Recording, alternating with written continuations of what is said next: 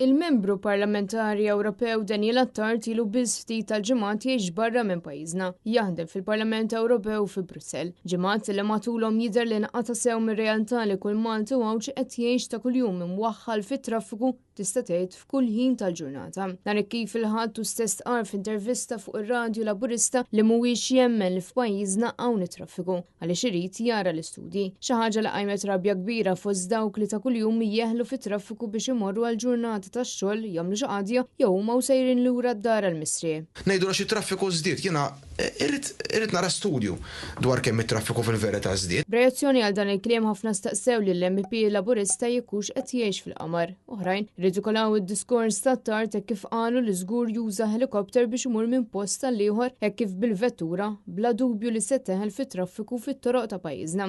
Uħud saħħu kif vjaġġ li m'għandux jieħu aktar minn 20 minuta qed jieħu sija biex sempliċement tasal minn raħal għal ieħor għaliex tagħmel iktar ħin imwaħħal fit-traffiku milli-suq. Kummenti ieħor jistaqsi jekk diġà wasal xejn prisful wara ma setax jemmen id-diskors ta' Attard. Studju maħruġ mill-Uffiċċju Nazzjonali tal-Istatistika ippubblikat fi frar li għadda juri li l-vetturi liċenzjati f'Malta żdiedu b'aktar minn 115,600 bejn l-2014 u l-2024, żieda ta' 63 vettura kuljum. U apparti żieda drastika ta' vetturi f'toroq Maltin, l-infrastruttura baqgħet waħda tal-biki, tant li sa tnejn stess mijiet ta' persuni spiċċaw waħlin fit-traffiku li ma jispiċċa qatt sempliċiment għax karozza ħadet in-nar. Bil-Marsa Ħamrun bypass li spiċċat waħla kompletament minn sbieħ filgħodu u persuni li spiċċaw waslu tard tax-xogħol u l-appuntamenti li kellhom għaliex it-traffiku baqa' mwaħħal għal 4 sigħat wara li seħħ l-inċident. Fuq il-midja soċjali xi ħadd fakkar kif ġimgħat ilu il-Ministru pompa kbira kien ħabbar li waqqaf sezzjoni ġdida fil-korp tal-Pulizija biex meta jkun hemm xi inċident ta' traffiku jintervjenu huma biex it-toroq ma jkollhomx jingħalqu.